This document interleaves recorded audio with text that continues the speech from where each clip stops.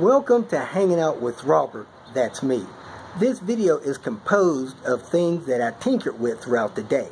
For step-by-step detailed instructions of those tasks, you can click on the links in the comment section below. This video should contain tips and tricks of things that I've learned throughout the year. Now, I only plan on leaving this video posted for about 30 days. I hope you enjoy it. Thank you very much for watching. Kicked off the day, jumped on the highway. On my way to Kalamazoo. Got a little surprise. I'm about to make a pit stop here. And drove all the way from Albuquerque to Fort Wayne, Indiana. Windshield wiper test. On the driver's side is the PITT or PITA. I don't know. One of them high-dollar windshield wiper blades. On the right has been the Bosch Micro Edge 2 blade. Now, a month or so ago, this PIA blade started to leave a little rubber on the windshield. I cleaned it off. Seems like it's still doing fine. Wiping real clean from the second wipe on. And the Bosch blade, I don't know if you can see it, it's starting to streak up. In my opinion, it needs to be replaced.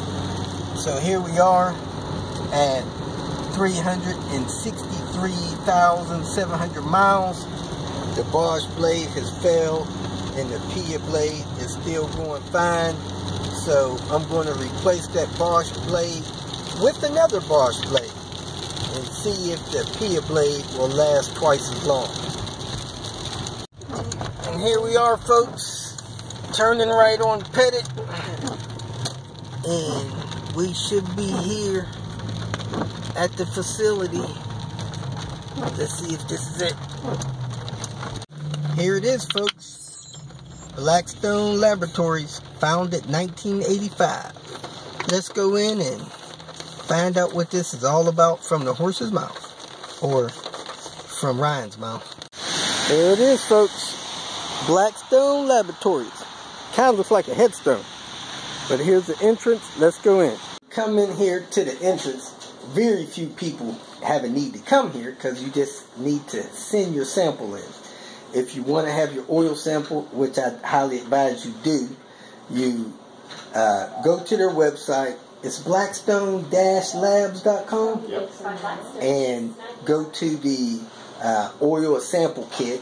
You get the sample kit in, and during your next oil change, you capture some of that oil, you put it into the container they provide for you. Yes, you can mail it through the U.S. Postal Service. It is an authorized shipping container, and the sample comes in and it arrives in the next room that we're going to see. Here's the website, Blackstone-Labs.com. When you get to the home page, you go all the way down to the bottom, and you'll see a link that says free test kit. You click on that, you fill out that form, and they will mail you a test kit for you to return to them to get your test results. So Ryan just told me that after they sort the samples, make sure all of the requests, the customers are in their computer system. They run about 36 samples at a time, and they're running about 10 or 11 runs a day, which basically means you're running over 360 samples or so a day. So these people are very experienced. They know what they're doing, and I'm going to have him go over a sample report for us.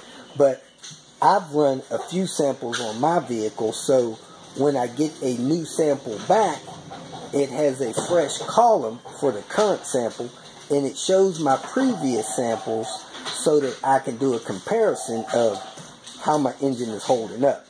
Now, I did a sample the last time I reported my video was about 300,000, and that sample still yielded relatively good results. My buddy Chris Fix, I call him my buddy because he's also a YouTuber, he did a sample at close to 300 on his van, and man, you know, I would just pull the key out of that thing and shut that down. You guys may recommend somebody change the type of oil, because I've actually heard of people with gasoline engines running diesel oil in their vehicle. You know, usually on cars and trucks, if you just stick with whatever the manufacturer recommends, you're going to be fine. And there's really very few times where we'll tell you to switch brands, okay, or even weights. Because whatever they designed that oil or that engine to run on, whatever weight of oil they designed it to run on, it's going to do a pretty good job. Yeah. Now I've seen some auto manufacturers, and Volvo, I'm going to pick on them because that's who I have. I've actually seen on the oil cap where it has your recommended weight and manufacturer.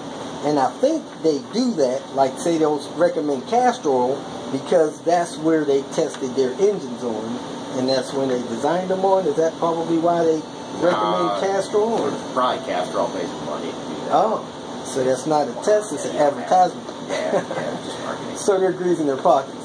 Well, it's just marketing. You can say it. That's the other thing. Because all oils wear about the same, they have to do other stuff. Oh, really? Make them, make them look good. Volvo does that same thing with Corvettes. All right. You open up a Corvette, it says use Mobil 1. Okay. Just marketing. All right, so you saying several oil retailers, their product is competitive then? Oh, yeah. Any name brand oil is going to do a good job. Okay. Anything that's out there, that's Eddie's Oil, Quaker State, Castrol, Mobil, they're all good products. Yeah, now, me, I try to stick with the brand, and I use Mobil 1 because I can get the weight at a lot of different retailers. And then when I send in my sample, I can let these guys know what kind of oil out to identify my oil and run the test on it. So that's just what I do. You can mix and match brands. That's not a bad thing to do.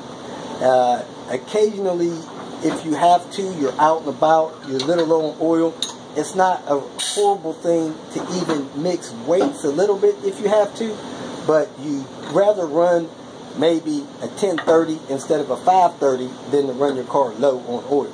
So don't run your car low on oil. That's bad.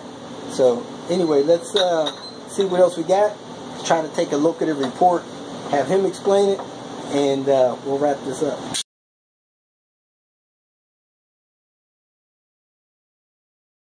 So the current data is here, then history would show up to the left, or excuse me, to the right. The physical properties that we test on the oil are down here in this section. We look at things like the viscosity of the oil, the flash point. In this particular instance, the flash point was just below. It should be greater than 375, but it was right at 375, so we call that a trace of fuel. A trace of fuel is typically not anything to worry about, just something that we talk about in the comments. Now, if it would go from a trace this time to 1.0 next time, and then 2.0 so I wouldn't want that number to be going lower. So I wouldn't want like a 2. No, the fuel percentage, yeah. A trace is the minimal amount we can test, but if it goes from a trace up to 0.1, up to 0.2, okay, up to 0.3. So if that number was 250, that would be better or worse? The flash point you're talking about? Yeah. The flash point, yes, that would be worse, because the lower the flash point, the more fuel you have. Oh, okay. So here I had 380, and down here it dropped to the minimum point. Okay. All right. So this, we said no, or less than 0.5% fuel, so basically no measurable fuel at a flash point of 380. Here you're 375, which is just starting to show a little bit of fuel, so we called it a trace. Okay. So if you had antifreeze, we would report it here. We would see antifreeze based on the elements potassium and sodium. All right, antifreeze being in your oil is a sign of a head gasket going bad, maybe, or head gasket or intake manifold gasket. Crack block. Crack box possibility, especially if the engine's overheated. Okay. Sometimes oil coolers will give you that too. If you have a problem with an oil cooler, you can get a crack in there.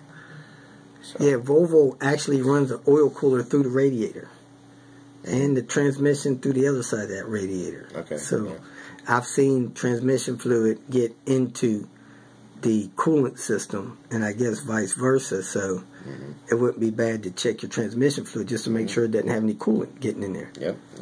The elements potassium and sodium will tell you that. So. Okay, so potassium and sodium is primary elements of coolant mixing in your oils. Sodium's also an additive in some oils. The additives that are real common are molybdenum.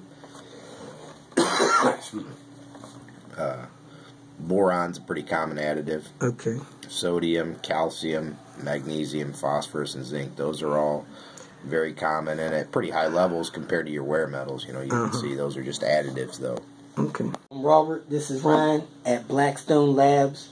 If you want to know what's going on in the internals of your engine and possibly how your oil life is doing, go on their website, Blackstone-Labs.com. I have a link in the comment section.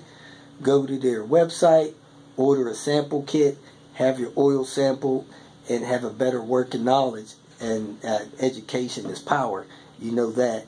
And you'll know what's going on in your engine. And hey, if this report comes back too bad, that may enable you to make a decision whether you want to try to take a car on a long road trip or just call the tow truck and have it towed to the salvage yard. Either way, you'll have that knowledge. I'm here with my friend Dan up here at Kalamazoo. He's got his S40. Anytime you get a vehicle, especially Volvos, because of the leather or whatever, if they've been sitting longer than a month, they normally have a little bit of an odor. So I brought my ozone machine that I have there, and we're going to run this ozone machine in the vehicle for a couple of hours just to deodorize it, give it a fresh new start. Feel like we're in Volvo land. Everybody in Dan's family drives a Volvo except the big family Land Cruiser there. So that's the Suburban. Takes the family on the trip. Got its northern tier there. That's a 04 S60R. That's a Panther. It's a 240 under the cover. We got a V70 here with an R bumper on the front. Heck, that is a V70R, folks. 98 model. We got one of the rare green V70Rs getting deodorized.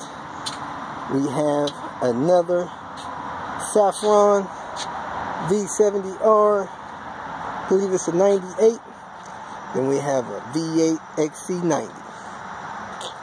I don't think that's a Volvo bicycle over there, but hey, we are representing the P80s and a couple of the P platforms. Also, I don't know if you guys know it or not, but Dan has a Group A 240 that he is restoring. Very rare sports edition of the 242. Very rare car, turbocharged. One of Volvo's first aggressive sporty turbos. If you feel that this information was useful, please like it and share it with your social media friends. You can subscribe to my channel so that you will get notifications of future videos that I post. You can follow me on Twitter, and if you need to contact me directly, please visit my website. And if you have any questions, leave them below, and someone or myself will reply to them. Again, thank you very much for watching.